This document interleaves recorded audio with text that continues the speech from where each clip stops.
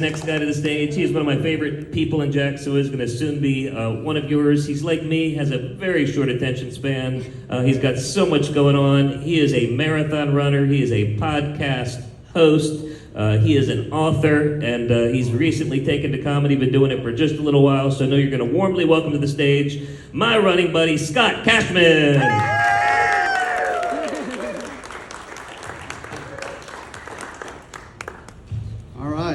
Let's keep it going for your host, Michael Freed, everyone. Mike, that was quite a nice introduction. Gotta tell you this, you made me sound like I'm kind of a big deal. It's, I just signed a deal with Netflix, $7.99 a month. I'll tell you, look out, HBO, I'm coming right after you. And I'll tell you this, it's exciting. 30 years to be here at Murray Hill Theater. Isn't everyone glad to celebrate here with them tonight? I'll tell you this, I'm extra glad to celebrate. I've actually been in the hospital all week. And I'm not sick, but I do work there. And while I'm not a doctor, I am a hospital administrator. So my Jewish parents, they were still like 73% proud of me. And, in my line of work, and probably like yours, you got to deal with some thick skins, right? You got to have a thick skin in our world. I mean, you've worked with those coworkers, right? They're just shuffling in and out all day, just complaining and gossiping and just sucking the life out of you. And just by a round of applause, how many of you have worked with those toxic coworkers? Yeah? I thought so. I see you. How many of you are those people? A few, usually a few. And I'm lucky because I grew up with some strong, tough women in my life, and they taught me, don't put up with that nonsense, okay? So when I was younger, if you got an A on a test, my New York mother would actually give me this special red plate. And that really was a big deal. I mean, not Netflix big deal, but it was close. And one day I said to her, hey, Mom, what if I try hard, but I fail my test? It's like, you fail? So Scotty boy, you want the pity plate? Do you want me to get you the pity plate? Because I'll go get it right now. I'm like, Mom, I don't need any plate. I just don't need any plate. And I also have a tough aunt.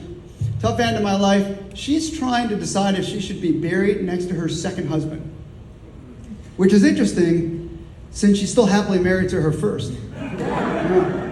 And I really do have great role model parents. They've been married for 60 years. Can you believe it? 60 years.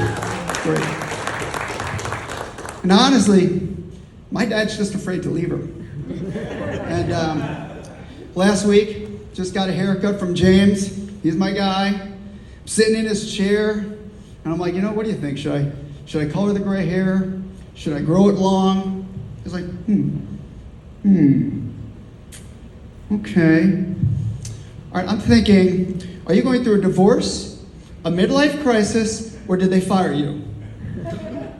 Because if it's a midlife crisis, you need to get a sport car. Anyway, I drove the sport car here tonight. And I actually came out to my parents about 15 years ago as vegan. And that cover-up Mike talked about, it doesn't work. It really doesn't. But that really brought me on a crusade to make hospitals and communities healthier. So I worked at one hospital, and I removed the deep fryers. I took out the soda, even removed the slushy machines. I thought these doctors are going to hold me over their head, like Simba in The Lion King, just chanting, Nan Singamya. I mean, let's just say I don't work there anymore. And then I was running a hospital system in Mississippi. And do you know Mississippi is number 2 in obesity? And I know with the right focus and grit and sheer determination, they could easily be number 1. Now, whether it was my upbringing or my midlife crisis, recently I asked my adult kids, what would you say at my funeral? And I tell you, they jumped right in it like it became a roast immediately in the Cashman household, right? I mean, these kids had clearly been workshopping this since middle school. They're like, okay, Dad, you know when you're like, you give what you call these inspirational pep talks? What we find really inspiring is when you just stop talking. And then, and then it's your Sunday tradition, our Sunday tradition. You made us run a 5K with you every week. And then you gave us feedback like it was our annual review. But today, we get to celebrate your final review. Oh, and Dad, we're so proud that you tried stand-up comedy. We're even more proud that you tried to keep your day job. Now listen, you've all been a great audience. You know, at least 73% of you. So, thank you everyone. I'm Scott Cashman. Another hand for Scott.